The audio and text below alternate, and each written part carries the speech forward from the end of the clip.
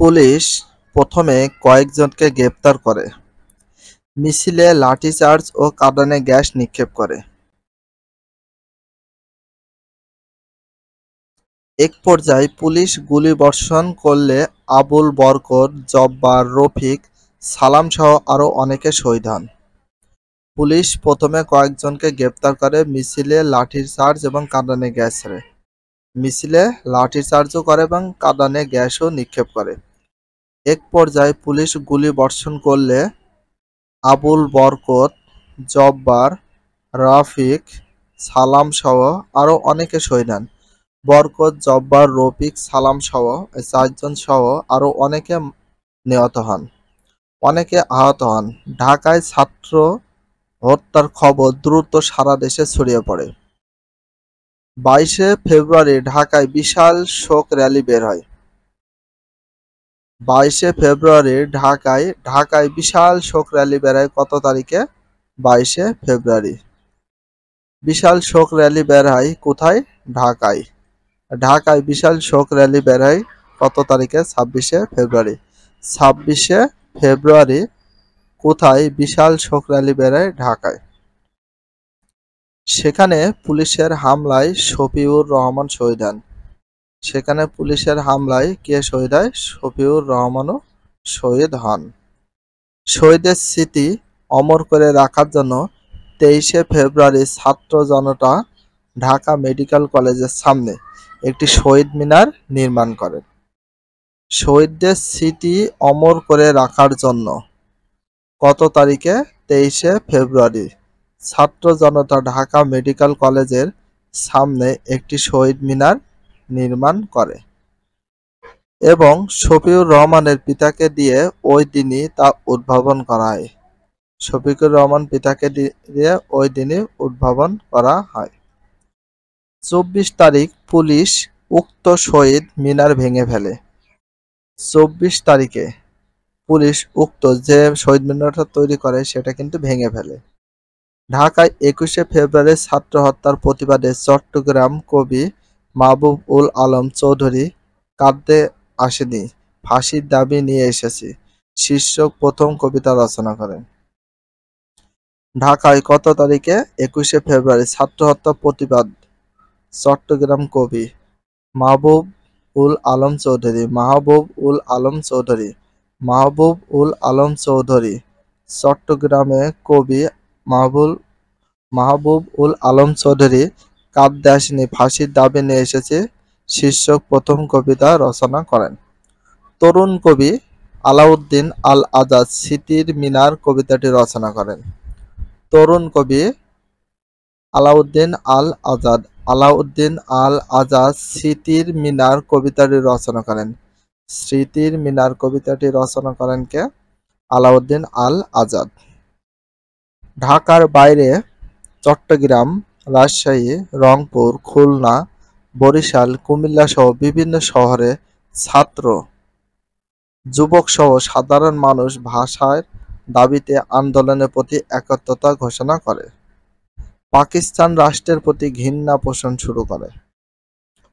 এসব কর্মকাণ্ড পূর্ব বাংলার জনগণের মনের ওপর বড় ধরনের প্রতিক্রিয়া সৃষ্টি করে।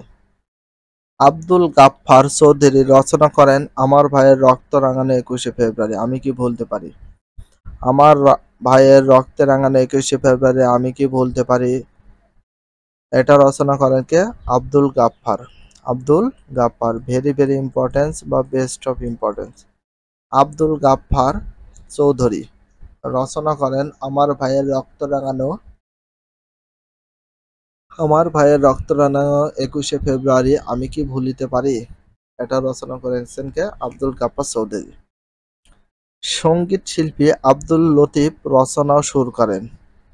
তাহলে সঙ্গীত শিল্পী আব্দুল লতিফ রচনা সুর করেন ওরা আমার মুখের ভাষা কায়রা নিতে চায় এবং তোরা ঢাকা শহর রক্তে ভাসাইলিদের মতো সঙ্গীত। ওরা আমার মুখের ভাষা কায়রা নিতে চায় এবং তোরা ঢাকা শহর রক্তে ভাসাইলিদের মতো সঙ্গীত। ডক্টর মুনীর চৌধুরী জেলে বসে রচনা করেন কবর নাটক। কবর নাটককে রচনা করেন জহির রায়হান, মুনীর চৌধুরী। তাহলে কবর নাটকটিকে রচনা করেন ডক্টর মুনীর চৌধুরী। ডক্টর মুনীর চৌধুরী। জহির রায়হান রচনা করেন আরেক ফাল্গুন উপন্যাসটি। তাহলে জহির রায়হান রচনা করেন আরেক ফাল্গুন উপন্যাসটি। আরেক ফাল্গুন উপন্যাসটি। আরেক ফাল্গুন উপন্যাসটি কে নির্মাণ করে আরেক ফাল্গুন উপন্যাসটি? জহির রায়হান। জহির রায়হান। ভাষা আন্দোলনকে কেন্দ্র করে পূর্ব বাংলায় শিল্প সাহিত্য ও সংস্কৃতি চর্চায় পাকিস্তান রাষ্ট্রের বিরুদ্ধে প্রতিবাদের ঝড় ওঠে। বাঙালি জাতীয়তাবাদের চেতনা মূলধারার রাজনৈতিক আদর্শ হিসেবে গুরুত্বপূর্ণ স্থান করে নেয়। 1947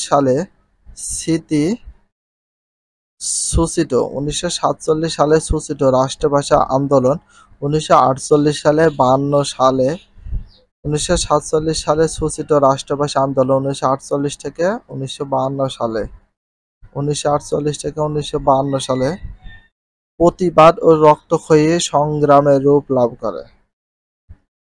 ফলে পাকিস্তান সরকার বাংলাকে অন্যতম রাষ্ট্র হিসাবে স্বীকৃতি দিতে বাধ্য হয়। তাহলে পাকিস্তান সরকার রাষ্ট্রকে বা পাকিস্তান সরকার বাংলাকে অন্যতম রাষ্ট্রীয় ভাষা হিসাবে স্বীকৃতি দিতে বাধ্য হয়। 1956 সালে পাকিস্তানের সংবিধানে বাংলা ভাষাকে প্রতিবাদের অন্যতম রাষ্ট্রভাষা হিসাবে স্বীকৃতি অন্তর্ভুক্ত করা হয়। পাকিস্তানের অন্যতম রাষ্ট্রভাষা হিসাবে অন্তর্ভুক্ত করা হয়। নিজের ইতিহাস, ঐতিহ্য, ভাষা ও সংস্কৃতি নিয়ে পূর্ব বাংলার বাঙালি এবং অন্যান্য জনগোষ্ঠী মাথা উঁচু করে দাঁড়ানোর সাহস বা আত্মপ্রত্যয় খুঁজে পায়। 1952 সালের ভাষা আন্দোলনে ভাষা আন্দোলন হয় কত সালে? 1952 সালে। ভাষা আন্দোলনের পর 50 দশক ব্যাপী ছিল বাঙালিদের আত্মনিয়ন্ত্রণ। 50 দশক ব্যাপী ছিল বাঙালিদের আত্মনিয়ন্ত্রণ। অধিকার প্রতিষ্ঠার প্রস্তুতিকাল ভাষা আন্দোলনের পরবর্তী কালে সকল রাজনৈতিক অর্থনৈতিক অনুপ্রেরণা জুগিয়েছিল। এই আন্দোলন এদেশের মানুষকে তাদের অধিকার সম্পর্কে সচেতন করে তোলে, বাঙালিদের মধ্যে ঐক্য, স্বাধীনতার চেতনা জাগিয়ে তোলে। পাকিস্তানি শাসন পর্বে এটি বাঙালির জাতীয় মুক্তির প্রথম আন্দোলন। পাকিস্তান শাসন পর্বে এটি বাঙালির জাতীয় মুক্তির প্রথম আন্দোলন।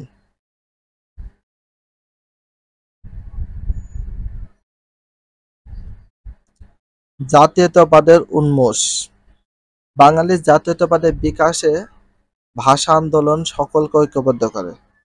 বাকি আন্দোলন জাতীয়তাবাদের বিকাশে ভাষা আন্দোলন কি আন্দোলন?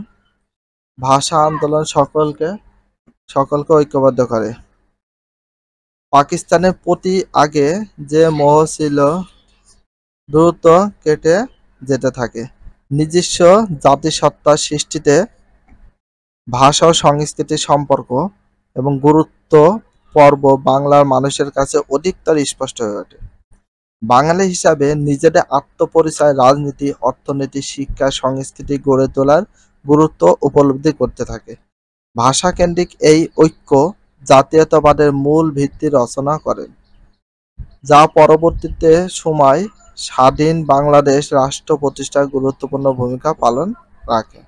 ভিডিওটি এখানে শেষ করছি। যদি ভিডিওটি ভালো লাগে চ্যানেলে সাবস্ক্রাইব করতে হলে ফলো করে দিও, তার সাথে একটা লাইক এবং একটা কমেন্ট করে দাও। নেক্সট ভিডিও পাওয়ার জন্য অবশ্যই বেল আইকনটা অল করে রাখো, যাতে নিউ ভিডিও আপলোডের সাথে সাথে সর্বপ্রথম তোমাদের কাছে নোটিফিকেশনটা পৌঁছে যায়। If you love this video please subscribe my channel, like, comment, share, hit the bell icon for getting next video.